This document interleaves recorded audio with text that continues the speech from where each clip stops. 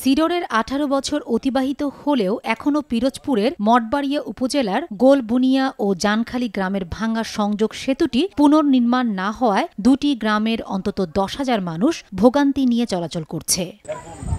গোলবুনিয়া ও জানখালী গ্রামের সাংগ্রাইল খালের ভাঙা সংযোগের উপর বৃষ্টি সিডরের সময় ক্ষতিগ্রস্ত হয়ে ভেঙে পড়ে।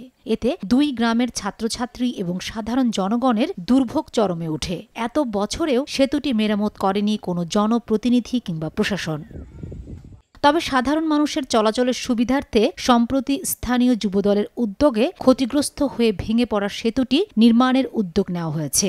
এমন উদ্যোগে খুশি এলাকাবাসী। দীর্ঘদিন ধরে এই ব্রিজ ভাঙ্গা ছিল, কিন্তু এখন এই যুবদলের উদ্যোগে এয়ার মামুন খান, ঠিক আছে, এই ব্রিজ তার কাছে এই বলা হওয়ার পরে হে আসিয়া মানে হে দেখা এই ব্রিজটা করিয়া দেওয়ার জন্য তার অনুরোধ করছি, পর সে করে দিতেছে।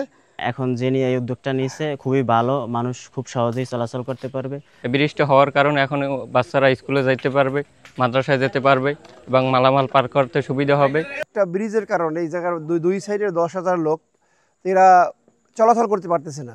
তো সেই জন্য আমি উদ্যোগ নেওয়া, আমাদের যে যুবদলের সাবেক সদস্য সচিব তাহিদ জামাল রুমেল, আসলে উনি আমাকে বলছিল যে ভাই আমাদের এলাকায় একটা ব্রিজ আছে, এই ব্রিজটায় দুই সাইডের লোকজন চলাচল করতে পারতেছে না, মানুষের জন্য কিছু করি, এই মানুষের করা থেকে এই ব্রিজটা আর কি আমার করা।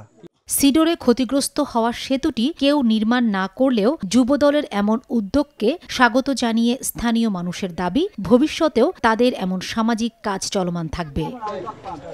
সময় সংবাদ, পিরোজপুর।